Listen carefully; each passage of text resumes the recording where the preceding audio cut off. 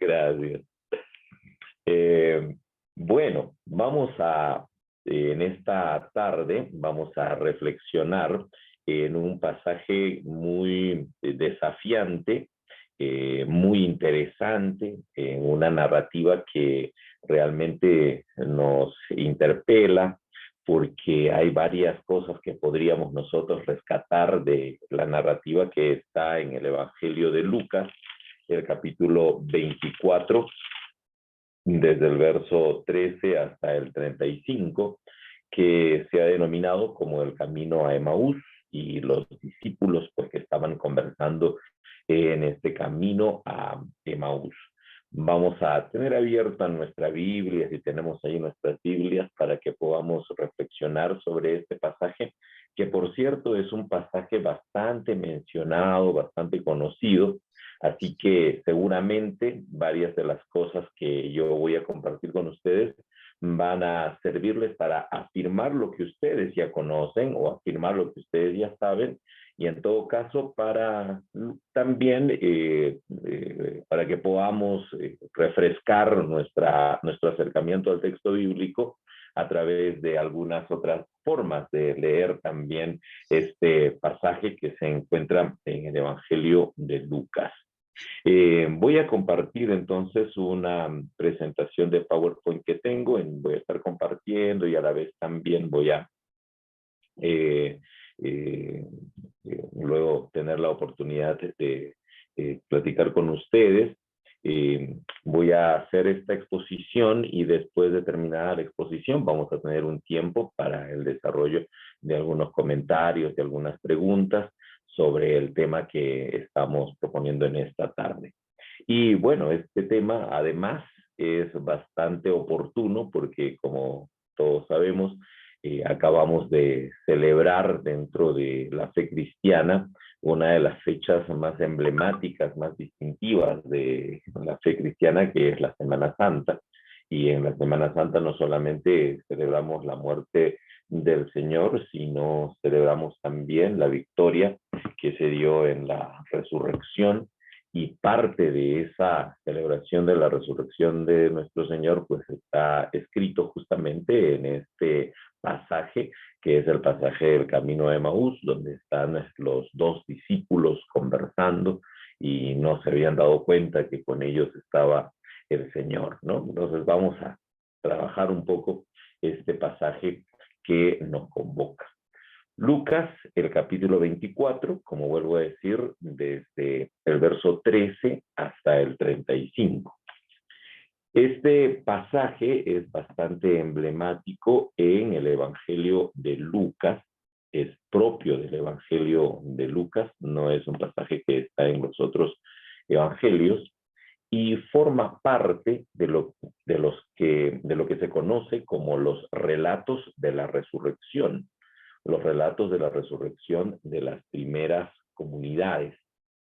Ahora, cuando hablamos de los relatos de la resurrección de las primeras comunidades, debemos nosotros procurar recordar de que estos relatos no fueron los que primero aparecieron, sino que más bien fueron relatos que se fueron dando o recopilando cuando las comunidades de seguidores de Jesús estaban afirmando ya la mesianidad de Jesucristo y además compartiendo la mesianidad del Señor.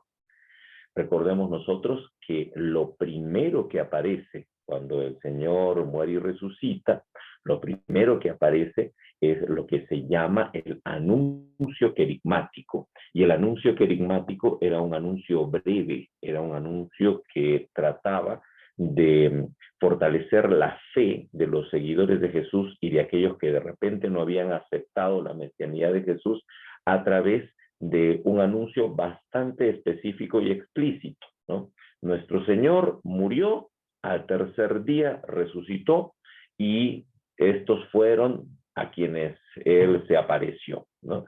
Este relato querigmático, perdón, este mensaje querigmático, este mensaje del querigma, lo podemos encontrar, por ejemplo, en el libro de Primera de Corintios, el capítulo 15, donde vemos nosotros algo bastante breve, ¿no? Bastante breve. El Señor murió, resucitó y se apareció a Cefas, dice en Primera de Corintios, se apareció luego a los 12, luego se apareció a 500 y luego se apareció a otros más, ¿no? A los apóstoles, dice, a todos los apóstoles. Entonces, a esos relatos o ese mensaje le llamamos el mensaje querigmático. El mensaje querigmático fue la base de la predicación del apóstol Pablo. Recordemos también, y estoy diciendo esto porque luego voy a ir construyendo sobre la base de lo que les estoy presentando. Luego de la difusión del querigma apostólico, el apóstol Pablo decide adscribirse al movimiento de Jesús a través de un proceso de conversión que, de acuerdo con el Evangelio de Hechos, fue un proceso bastante dramático, aunque el apóstol Pablo habla de su propio proceso de conversión en el libro de, o en la carta a los Gálatas, y lo narra como si fuese más bien un proceso bastante amplio, ¿no? El apóstol comienza a predicar acerca de Jesús y el centro de la predicación del apóstol Pablo es la muerte y la resurrección. El apóstol Pablo no había conocido a Jesús y es por eso que no estaba hablando de las cosas que Jesús había hecho antes de su muerte y resurrección. Entonces, el apóstol Pablo, a través de su predicación, ya sembró un poco esa curiosidad de los judíos, porque predicaban a un ámbito judío, esa curiosidad que se había transmitido a través de la idea de que el Mesías que estaban reconociendo era un Mesías que había muerto y resucitado. Y esa no era pues una noticia fácil de digerir, sino que era una noticia que seguramente comenzó a surgir o comenzó a levantar una serie de preguntas. No solamente preguntas, sino también en ciertos sectores del judaísmo comenzó a levantar algunas impugnaciones, porque había algunos que pues no creían de que había un Mesías que había muerto y que había resucitado, ¿no? Aunque en aquella época no es que era la única vez que se levantó un grupo de gente diciendo de que alguien había resucitado. ¿Por qué? Porque en esa época sabemos nosotros de que sí se hablaba de algunas resurrecciones porque estábamos nosotros en un momento o hablando de un momento donde la conciencia de la gente era una conciencia muy religiosa. Así que cuando quería hablar sobre sus grandes héroes, pues hablaba con historias que sean bastante magníficas. Y es por eso que, por ejemplo, en un tiempo anterior se hablaba sobre la resurrección de Julio César, o en Marcos el capítulo 6, que se habla de la resurrección de Juan el Bautista, ¿no? Cuando Herodes dice, tú eres Juan el Bautista resucitado, le dice al mismo Jesús. Sin embargo, la noticia de la resurrección no era una noticia muy fácil de aceptar. Así que después de la predicación de Pablo, después de la predicación del apóstol, cuando hizo tanto énfasis en la muerte y la resurrección, las primeras comunidades comenzaron a establecer o comenzaron a investigar para transmitir las experiencias con el resucitado a través de los relatos. ¿Ya? O sea, mientras que el querigma y Pablo decían, ha resucitado, entonces fueron más bien las comunidades posteriores al apóstol las que comenzaron a hacer relatos, o sea, comenzaron a hacer narrativas donde se narraban los encuentros con el resucitado. Y una de esas narrativas fue la narrativa que estamos nosotros ahora estudiando, que como vuelvo a decir, es una narrativa que sí aparece con cierta referencia en el Evangelio de Mateo, pero, una referencia mínima realmente, pero es el Evangelio de Lucas quien trabaja esta narrativa.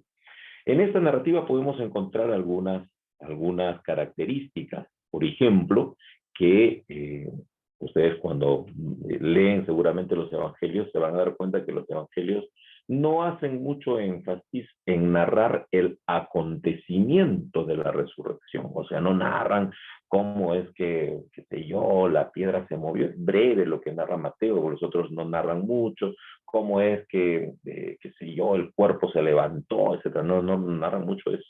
Lo que narran más los evangelios son los encuentros con el resucitado, ¿no? Es la aparición y la manifestación del resucitado que suscitó o que se dio en medio de la comunidad de sus seguidores. ¿Ya? Entonces nosotros vamos a encontrar en los evangelios más noticias sobre los encuentros que lo que aconteció en el momento mismo de la resurrección.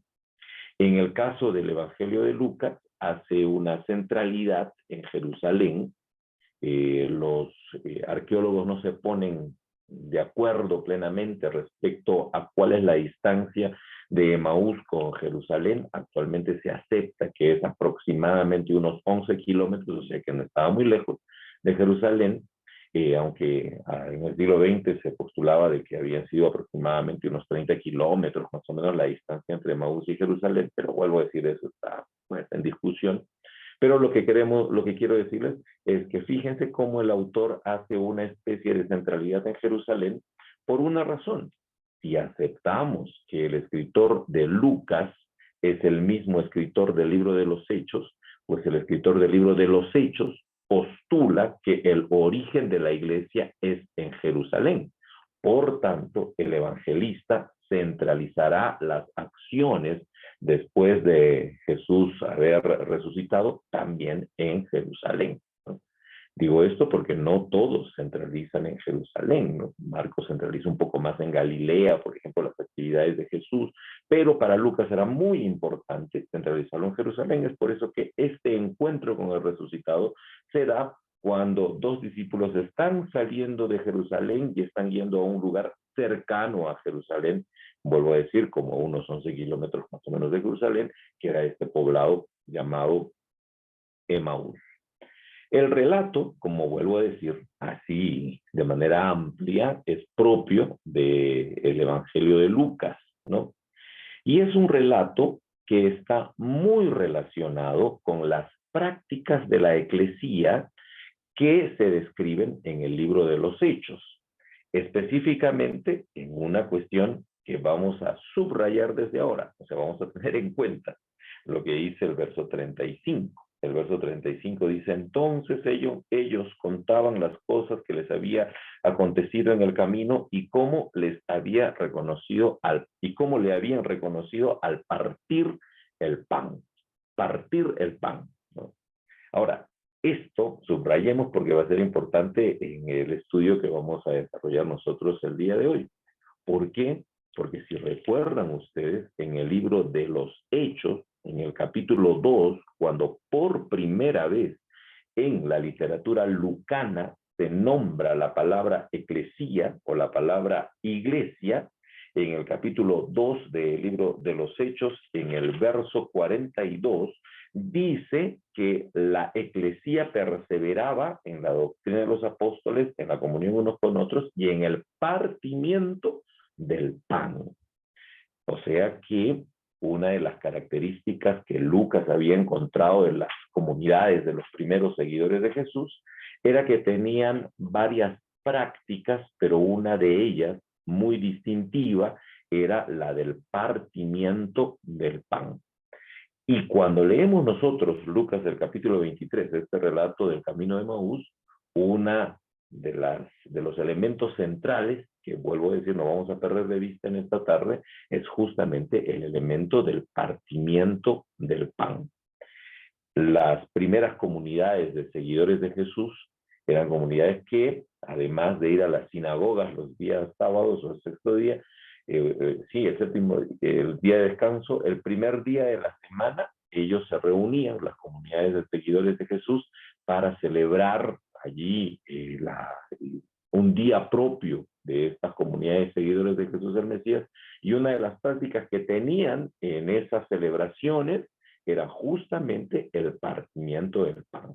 Y el partimiento del pan que no era una práctica para que puedan engordar, ¿no? Era así como que y comamos un montón, como a veces suele pasar en nuestras prácticas de celebración, sino que el partimiento del pan tenía más que ver con la solidaridad que con la desmesura, que con el exceso, que con la celebración desmedida a través de una comilona desenfrenada, ¿no? Sino que más bien tenía que ver con la solidaridad, con el acto de partir o de compartir.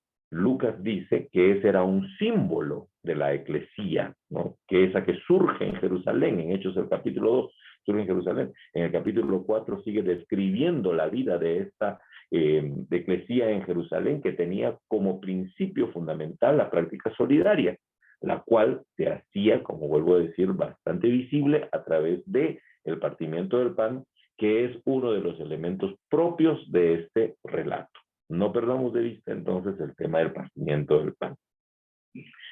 Después del año 70, que Lucas escribe, ¿no? Pasados los años 80, dicen los estudiosos, ¿no? Algunos 85 incluso ponen como fecha probable de la escritura del Evangelio de Lucas.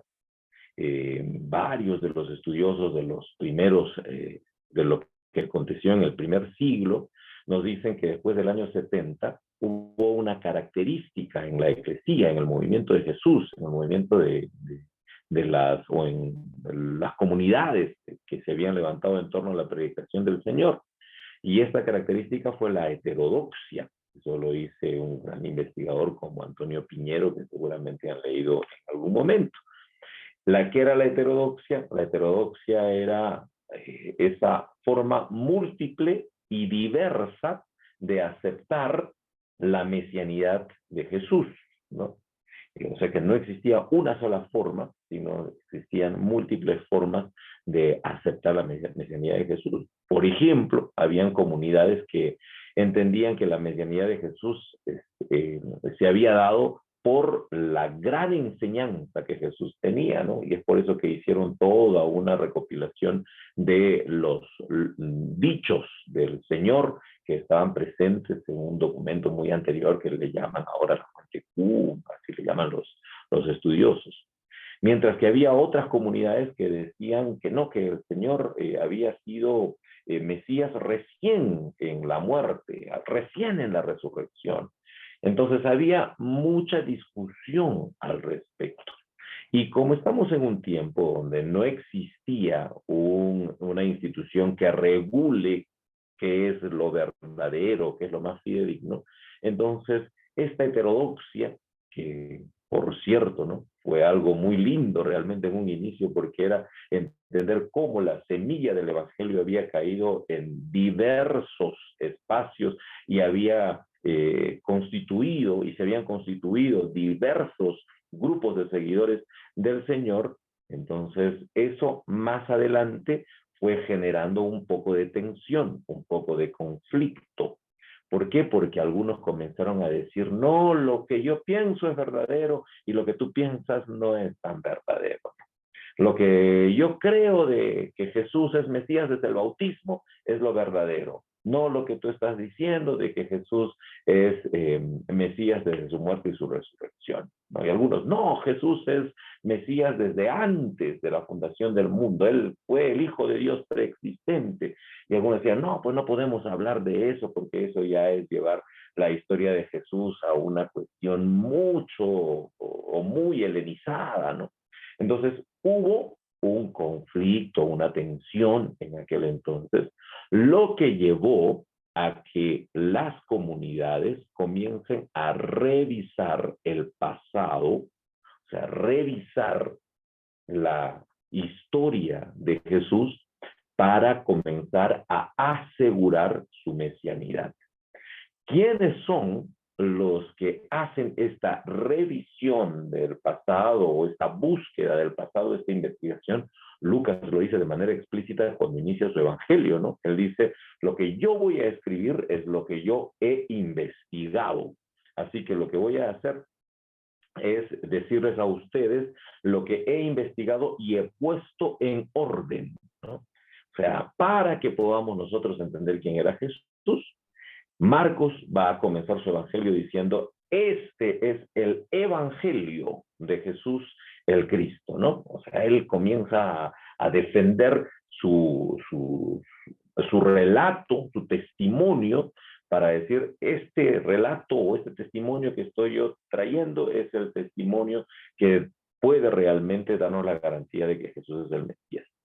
¿Qué están haciendo los evangelios entonces? Los evangelios están revisando lo que pasó hace mucho tiempo.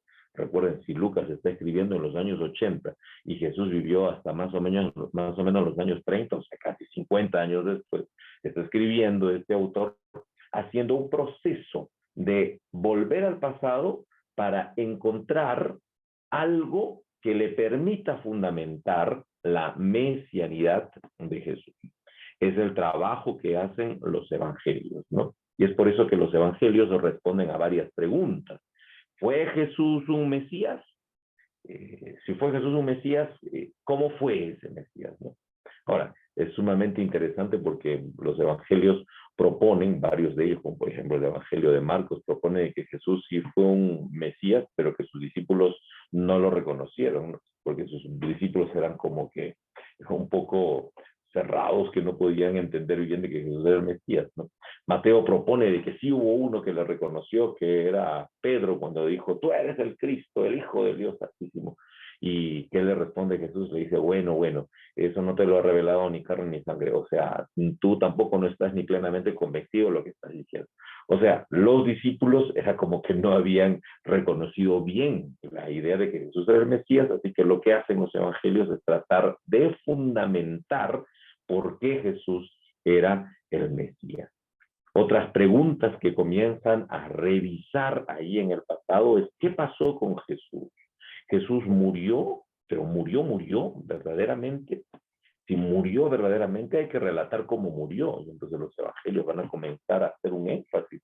Ustedes saben que los evangelios tienen como énfasis mayor los relatos de la muerte y resurrección, pasión, muerte y resurrección de Jesús. Eso hace casi la mitad de cada evangelio, de esos relatos.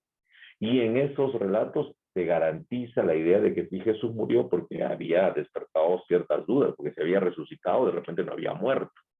Entonces Jesús o los evangelios comenzaron a escribir mucho sobre eso. ¿Por qué la gente dice que resucitó? ¿Cómo resucitó? Resucitó porque se levantó de una de una tumba, o es que estaba por allí, o se robaron su cuerpo, qué es lo que pasó, ¿no? Y qué legado nos dejó también este Jesús. Entonces, esas fueron las preguntas que se hicieron los escritores de los evangelios para que a través de sus relatos puedan volver a ese pasado para tratar de asegurar la mesianidad de Jesús. He subrayado esta palabra pasado porque quiero centrarme en eso, en el análisis que vamos a hacer del Evangelio de Lucas, en el capítulo 24, de 13 al 35. Vamos a analizar sobre la base de esta vuelta al pasado, lo que nos trata de exponer el capítulo 23 que estamos ahora reflexionando. El pasado, el pasado. Vamos a pensar un poquito en esto, en el pasado, ¿no? ¿Por qué tenemos que pensar en el pasado? Porque una de los ejes del desarrollo de todos los pueblos y de todas las culturas es la conciencia que se tiene respecto al pasado, ¿no? El pasado es real en la medida que ha acontecido, ¿no? Y que hay testigos que seguramente pueden hablar del pasado y nosotros mismos que somos testigos de nuestro pasado. Pero hay un problemita. ¿Y cuál es el problemita? Es la forma como nosotros accedemos a este pasado. La forma como tratamos al pasado. Les voy a proponer 3 formas usuales de tratar al pasado en nuestra vida y en la vida también de otras sociedades. A veces, en la mayoría de las veces, y eso nos pasa a nosotros, Al pasado lo tratamos como algo obsoleto. Eh, Ustedes saben que nosotros vivimos una carrera vertiginosa por tratar no solamente de vivir el presente, sino de adelantarnos al futuro, porque la gran preocupación del hombre moderno en realidad es el futuro, ¿no? Es qué va a pasar, qué voy a hacer, qué voy a lograr, ¿no?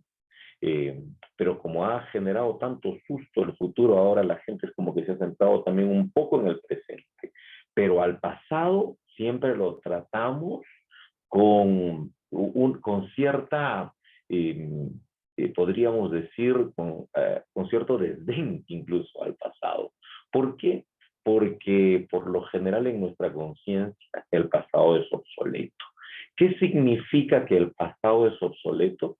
Es porque el pasado solo sirve como, por ejemplo, objeto de estudio, solo sirve como recuerdo o solo sirve como una especie de exhibición.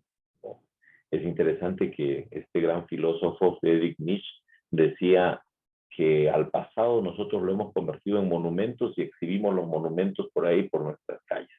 Y a eso le llamamos el pasado, ¿no?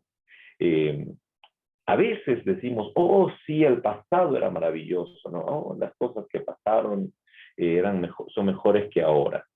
Pero a veces decimos eso, el pasado es maravilloso, pero no necesariamente eso maravilloso sirve para el presente.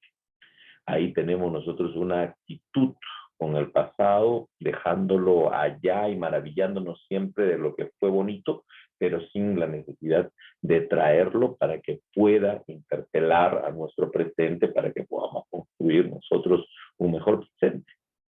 Así que por más que digamos el pasado fue bueno, el pasado fue, como él dice el escritor de Eclesiastes, no andes diciendo el pasado fue mejor, el pasado fue mejor, porque no hay sabiduría en eso. ¿Y por qué lo decía el escritor de Eclesiastes? Porque a veces decimos, ay, el pasado era bueno, el pasado era lindo, pero no necesariamente eso nos sirve para que podamos nosotros arreglar el presente, sino solamente para maravillarnos como era el pasado y nada más. A esa forma de tratar al pasado, se le llama pasado tratado como un anticuario. También hay una forma de tratar al pasado solamente de manera monumental, cuando nosotros decimos el pasado debe ser venerado, el pasado debe ser guardado en un monumento, en lo que se llama el patrimonio, porque allí es que guardamos nuestras memorias. Pero también esa es una forma, como vuelvo a decir, de hacer que el pasado sea obsoleto. Hay otra forma más fea de tratar al pasado, es cuando lo aprisionamos. ¿Qué significa cuando lo aprisionamos? Es cuando vamos aceptando que solo existe una forma normada de acceder al pasado.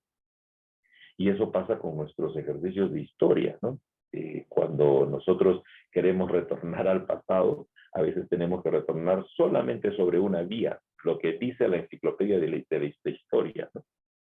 Y es por eso que hay tantas cosas que han acontecido en el pasado, pero ni siquiera nos acordamos de esas. ¿Por qué? Porque tenemos que acordarnos solamente de lo que nos mandan recordarnos del pasado. Pasa lo mismo en nuestra fe. A veces en nuestra fe nosotros nos acordamos del sacrificio de Jesucristo, no porque tenemos una experiencia con ese sacrificio, sino porque está normado nuestro acceso, ¿no? Esto es el cuerpo de Jesucristo, así que acéptalo, ¿no? Y uno a veces no tiene un mayor encuentro con ese pasado que es el pasado donde el Señor se sacrificó. Entonces, a veces el pasado es aprisionado en conceptos, aprisionado en ideas, en normas, en ciencias, ¿no? Que han hecho que nuestro acceso al pasado sea solamente único. Pero también, y aquí quiero hacer un énfasis porque justamente de esto quiero hablar sobre este pasaje del Camino de Maús, pero el pasado también es una posibilidad imaginable. El pasado es un universo que está abierto, solo que a veces no queremos entrar en el pasado porque a veces el pasado nos interpela para que podamos nosotros construir nuestro presente de manera mejor. Pero como esa interpelación a veces nos trae cierta crisis, A veces preferimos entonces solamente mirar al pasado como un objeto maravilloso, como un lindo monumento, o entrar al pasado solamente a través de lo que se ha normado. Y no nos atrevemos a buscar y a tener una experiencia con ese pasado que en realidad es, como vuelvo a decir, un universo de múltiples posibilidades que nos pueden ayudar a seguir imaginando nuestro presente. Voy a dejarlo aquí, esta partecita. Solamente es para que podamos nosotros ahora pasar a interpretar el texto de Lucas, el capítulo 24. En Lucas, el capítulo 24, se nos presenta algo, que los días habían pasado desde que Jesús había muerto, ¿no? Se nos presenta de esta manera.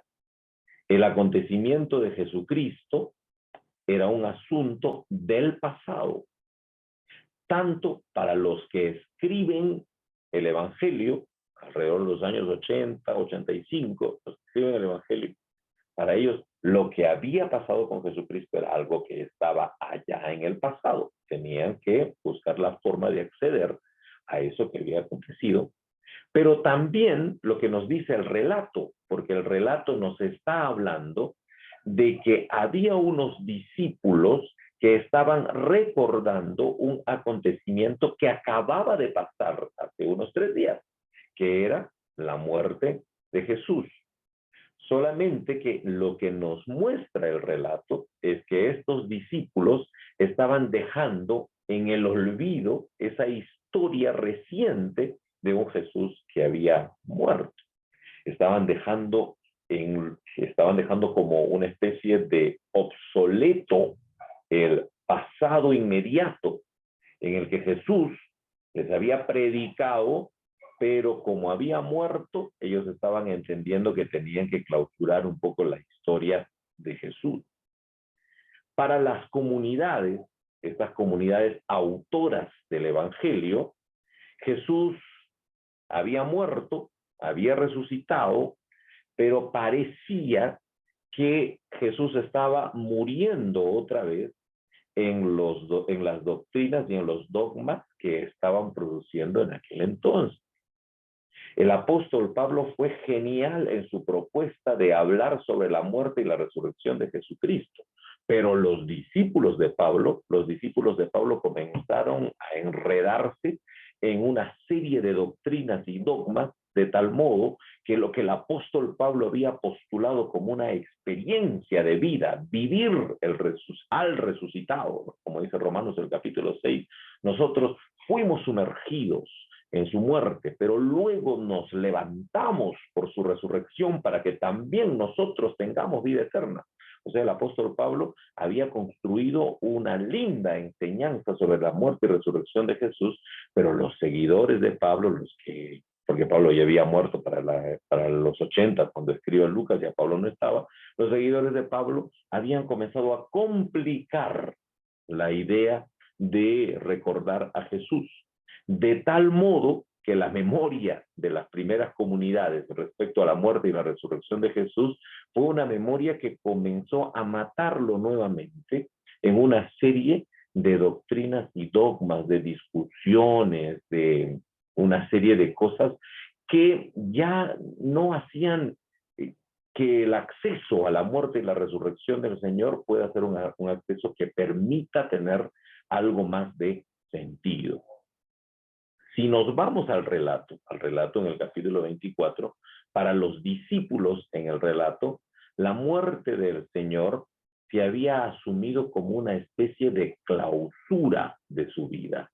No solo su vida había cesado, sino también su misión, ¿no? Los discípulos se estaban yendo de Jerusalén y estaban yéndose a Emaús, muy frustrados porque habían comenzado a generar algo en su mente. La muerte de Jesús fue la clausura de su misión y como no ha pasado nada, dijeron ellos, ¿no? Como no ha pasado aún nada después de los 3 días, pues en todo caso mejor nos vamos.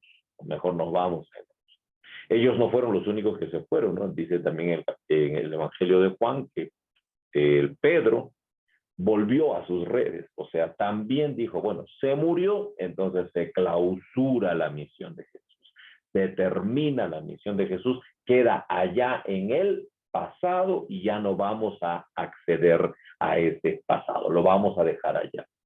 ¿No?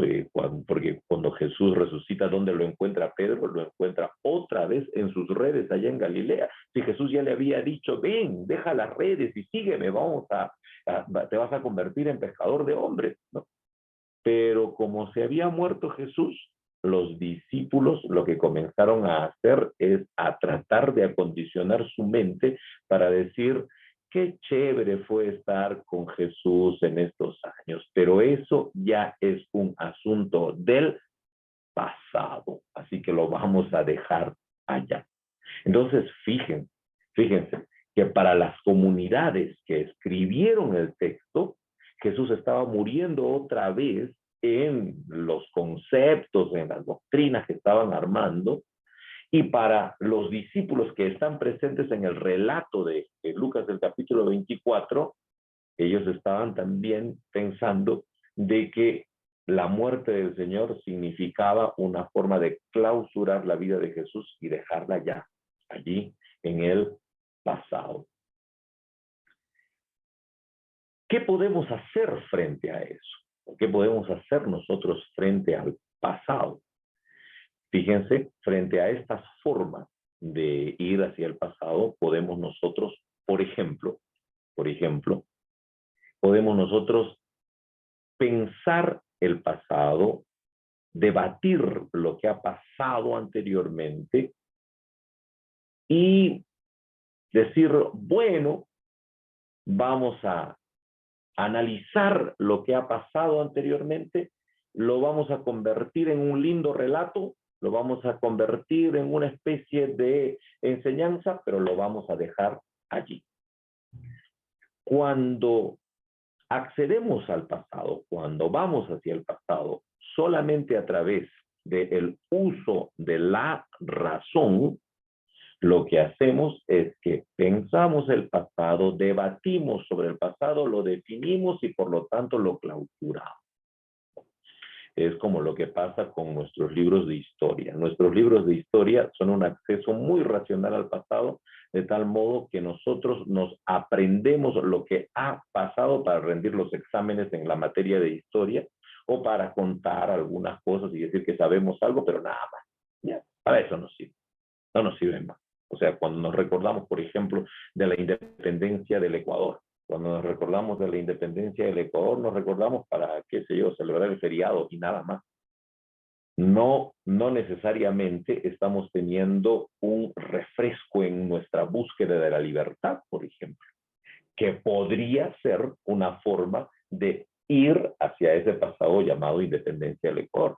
Pero cuando vamos nosotros al pasado desde una perspectiva muy racional, lo que hacemos es repetir, lo que hacemos es definir, repetir lo que se nos ha dicho y listo. Nada. A veces hacemos algo más. A veces no solamente definimos, sino que a veces comenzamos nosotros a hurgar en el pasado para que podamos comenzar a seleccionar algunas cosas que sí nos pueden mover un poco el día de hoy, pero también cuando hacemos eso, comenzamos a olvidar lo que no nos conviene recordar y pues ejercemos nosotros un ejercicio que se llama el ejercicio de la memoria, que es recordar lo que interesa, recordar a través del afecto, a través de la imaginación, etcétera, es lo que de repente podemos nosotros salvaguardar del pasado, pero olvidar lo que no nos conviene, porque lo que no nos conviene mejor lo dejamos en el baúl de los recuerdos, como solemos decir, ¿no? Pero también podemos nosotros ir al pasado, no para seleccionar solo lo que nos conviene, no para recordarlo solamente a través de definiciones, a través de conceptos, no a través de pensamientos, sino podemos también nosotros simplemente dejar que el pasado interpele nuestras vidas para transformarlas. Quizás así podamos nosotros no solamente rescatar lo que ha pasado, sino rescatar al pasado mismo de sus prisiones para que pueda de manera libre interpelar nuestra vida. Y digo esto porque esto es lo que encontramos en el camino a Emaús. Si ustedes se dan cuenta, en el capítulo 24, en el verso 21, los discípulos que estaban yendo a Emaús estaban con una actitud muy racional acerca del pasado. Fíjense que estaban hablando, o sea, estaban debatiendo sobre lo que había pasado con Jesús.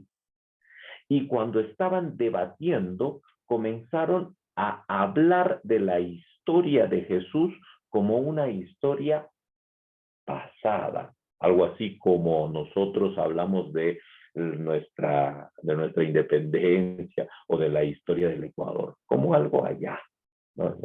Que dice el texto, dice que ellos iban hablando entre sí de las cosas que habían acontecido y discutían entre sí, ¿no? Y el verso 21 llegan a una conclusión cuando hablan con el mismo Jesús. O sea, no se habían dado cuenta que Jesús había vuelto para interpelar su presente, porque ellos estaban con una actitud, y la actitud era: al pasado solo hay que pensarlo y definirlo, no hay que experimentarlo.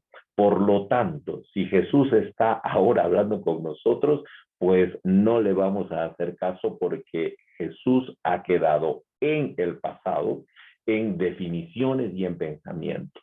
A tal punto que al mismo Jesús que estaba hablando con ellos le dijeron: pero nosotros esperábamos que ese Jesús sea el que había de redimir a Israel. Pero nada, todo eso ha quedado allá atrás, ¿no? Yo soy teólogo, y una de las cosas que nos acusan a nosotros, a los teólogos, es que a veces, siempre, no que a veces, sino que siempre, dicen los que nos acusan a los teólogos, de que siempre tratamos de hablar todo desde la razón, y no solamente desde la razón, sino que queremos que todo quede al final atrapado en un concepto, en una definición. Fíjense que no solamente le pasa eso a los teólogos, sino nos pasa a nosotros los cristianos. A veces nosotros como cristianos nos convertimos en los cristianos de las enseñanzas, o sea, los cristianos que nos aprendemos todas las enseñanzas, pero no practicamos ninguna, ¿no? O sea, medio como a veces aparece esa acusación a los fariseos, ¿no? Es aprender. O sea, hay algunos que uno dice: wow, qué fantástico, se saben todos los evangelios y pueden decir de memoria todo lo que los evangelios dicen acerca de lo que vivió Jesús allá en el pasado. Pero la pregunta es: ¿de qué sirve? ¿De qué sirve solamente pensar racionalmente en lo que ha pasado, pero no dejar que ese que estuvo allá en el pasado y que ha vuelto para tener una experiencia con nosotros, no dejarle tener una experiencia con nosotros? Jesús había regresado para tener una experiencia con ellos, pero ellos lo que querían es más bien debatir racionalmente lo que había pasado. E incluso cuando Jesús estaba con ellos, le trataron de convencer a Jesús de sus pensamientos, de sus ideas, de sus definiciones de lo que había acontecido, ¿no? ¿Qué es lo que estaban tratando de decir estos señores, estos dos discípulos? Lo que estaban tratando de decir es: mira, nosotros sabemos mucho sobre el tema de las profecías y de todo lo demás.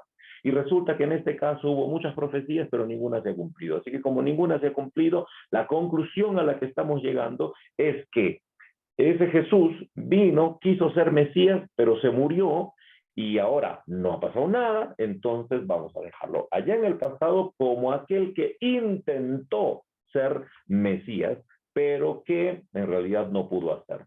Punto, cerramos nuestra historia acerca de Jesús y nos vamos a Emaús para vivir otra vida y para buscar de repente a algún otro Mesías. Entonces eso fue lo primero que hicieron. Lo segundo que acontece, ya desde el verso 25 más o menos, lo segundo que acontece es que Jesús comienza a hablarles, o sea, aquel que ha venido desde el pasado, porque Jesús había muerto, no había muerto allá en el pasado, vino, y que había venido del pasado, comienza a hablarles, y ellos lo dejan hablar, ¿sí? Lo dejan hablar, pero no quieren aceptarlo plenamente. Es por eso que lo que hacen es dejarlo hablar, escucharlo, pero luego decirle, bueno, hasta aquí nomás, hasta aquí nomás está bien. Por eso dice el capítulo 24, el verso 16, que lo dejaban hablar, pero sus ojos todavía seguían velados. Entonces Jesús incluso trata de interpelar un poco más su vida y les dice, no sean insensatos, no sean tardos de corazón, para que comiencen a creer más bien lo que los profetas han dicho. Pero ellos eran como que, sí, ya está bien, ya está bien. No te vamos a dejar solamente clausurado en una definición. Te vamos a dejar hablarnos un poquito, pero, pero no vamos a escuchar lo que no queremos. Porque no queremos que nos confundas un poco más, así que más bien está bien. Habla, pero no te vamos a hacer caso completo, ¿no? Vuelvo a decir, algo como lo que pasa con nuestras espiritualidades, ¿no? Hay algunos que tienen una espiritualidad, como les digo, de la repetición de todo el catecismo, y lo repiten, pero nada más. Hay algunos que dicen, sí, vamos a dejar que Jesús hable un poco, pero solamente que diga aquello que nos conviene. O sea, que nos va a bendecir. Eso es lo que nos conviene. Entonces eso le vamos a dejar decir. Pero no le vamos a dejar meterse mucho en nosotros, porque en todo caso lo que tenemos que hacer es dejarlo allá en la cruz, ¿no? Allá, que quede un poco allá en el pasado, ¿no? Entonces es algo así lo que acontece.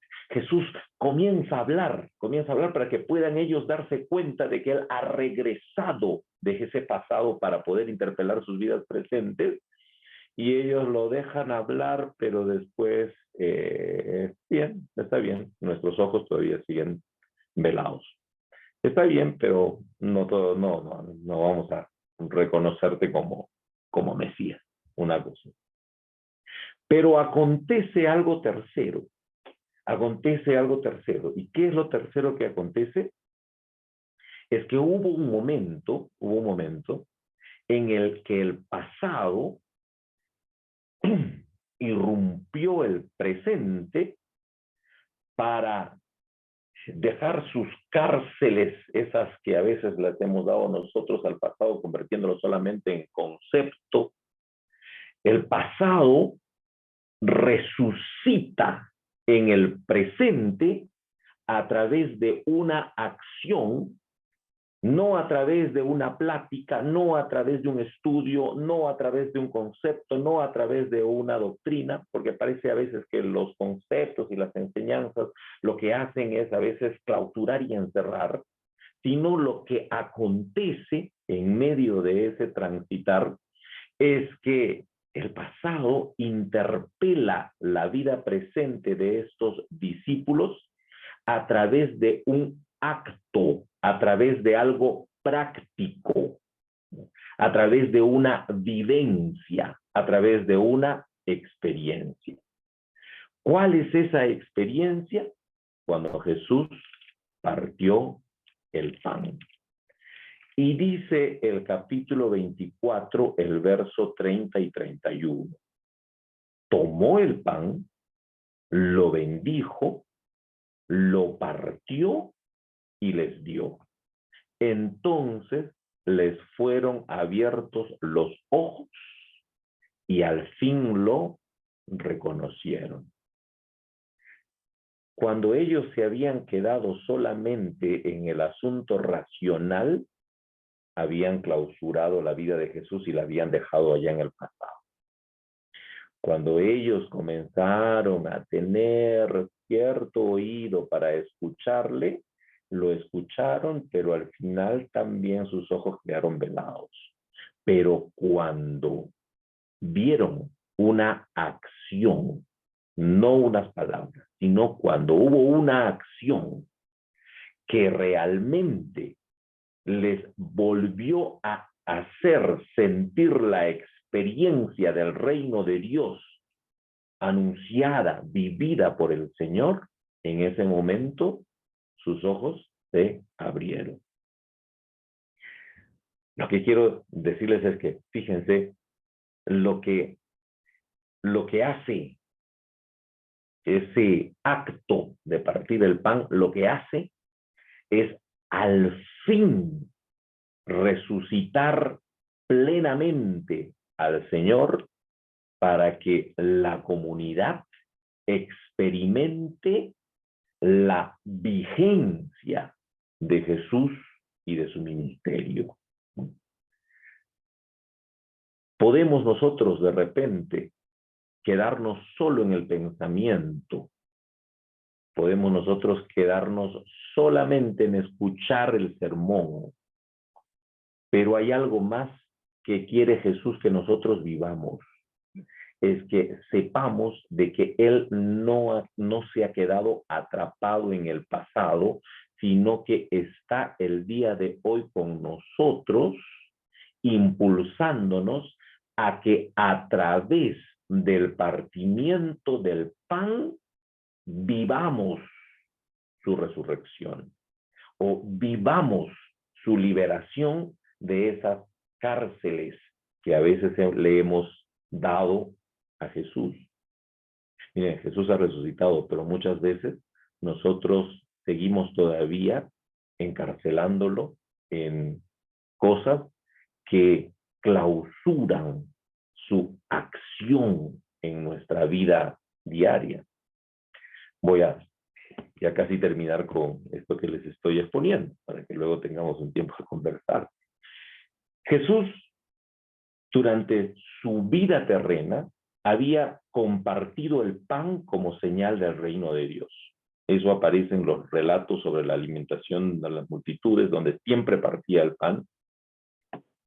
En el relato de Marcos, el capítulo 8, verso 14 al 21, cuando les dice a sus discípulos, ¿han traído pan? Y ellos dicen, no, hemos traído solamente un pan. Y Jesús le dice, tengan cuidado con la levadura de los fariseos y de Herodes. Y ellos no entendían lo que Jesús les estaba diciendo. ¿No? Decían, ay, nos está regañando porque no hemos traído mucho pan. Lo que Jesús les estaba diciendo es, acuérdense de que lo vital no es tener muchos panes, que lo vital es que si tenemos uno, tenemos que partirlo, tenemos que compartirlo, ¿no? Eso es lo que va a salvar a nuestra humanidad, de tal modo que haga que el reino de Dios se instaure. Jesús, cuando celebró la última cena, partió el pan. O sea, partir el pan era el símbolo de la acción solidaria, de los actos de amor que el Señor había venido a publicar a través de la enseñanza del reino de Dios. Cuando Jesús se muere, entonces comienzan a dudar sobre la validez de su misión. Algunos lo niegan, como Pedro, desertan, como estos de los que se estaban yendo ya a Emaús, estaban desertando. Algunos se habían alejado plenamente de la misión que Jesús les había dado, y algunos lo que habían optado es por el olvido, ¿no? Decir, bueno, nos olvidamos de lo que ha pasado con Jesús.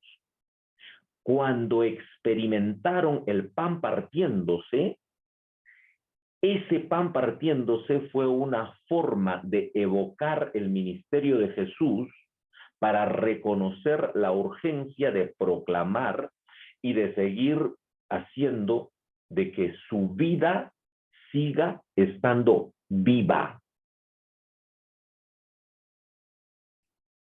O sea que Cuando ellos reconocieron, vieron ese pan que se partió, sintieron en su corazón que Jesús estaba vivo y que tenía que seguir vivo en el partimiento solidario del pan que todos los días debemos nosotros también hacer.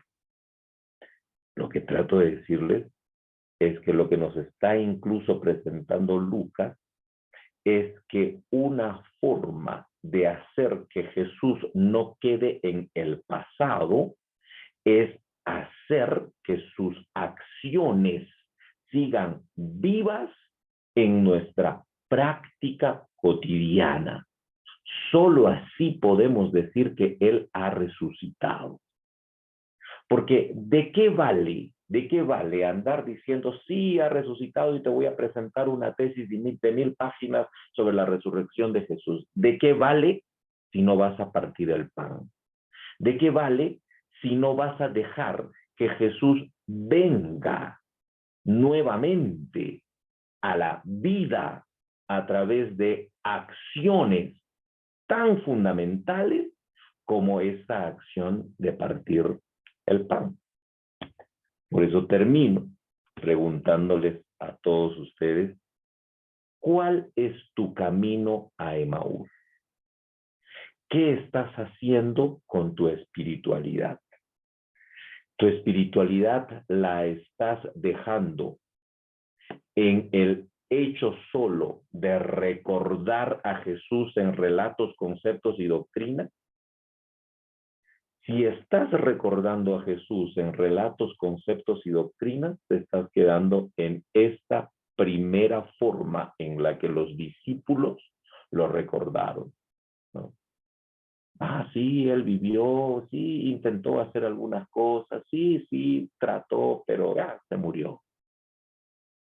A veces nosotros volvemos a matar a Jesús cuando no queremos que siga vivo en acciones, sino que quede sepultado solamente en conceptos. Cuando nuestra espiritualidad está llena solo de conceptos, pero nuestras acciones no hablan, no dicen ni expresan que Jesús está vivo y vigente en nuestros días, nos estamos quedando en este primer nivel de acceso al pasado, clausurarlo en conceptos. Una segunda cosa que de repente puedes estar haciendo es recordar solo lo que te interesa, pero olvidar lo que transforma. O sea, no solamente tenerlo en conceptos, sino incluso vivir una experiencia, pero solamente las experiencias que nos interesan y nos benefician. Porque muchas veces cuando Jesús quiere interpelar nuestras vidas para transformarlas, no le dejamos porque la transformación siempre va a ser dolorosa. Y por último, estás dejando que el pasado, o sea, que Jesús, partiendo el pan, interpele tu presente de tal modo que cambie tu forma de vivir, que cambie tu forma de ser iglesia. Si es así, entonces estás dejando que Jesús resucite todos los días en el pan que partes, en el pan que compartes, en el pan que repartes. Eso tendría para ustedes en esta tarde.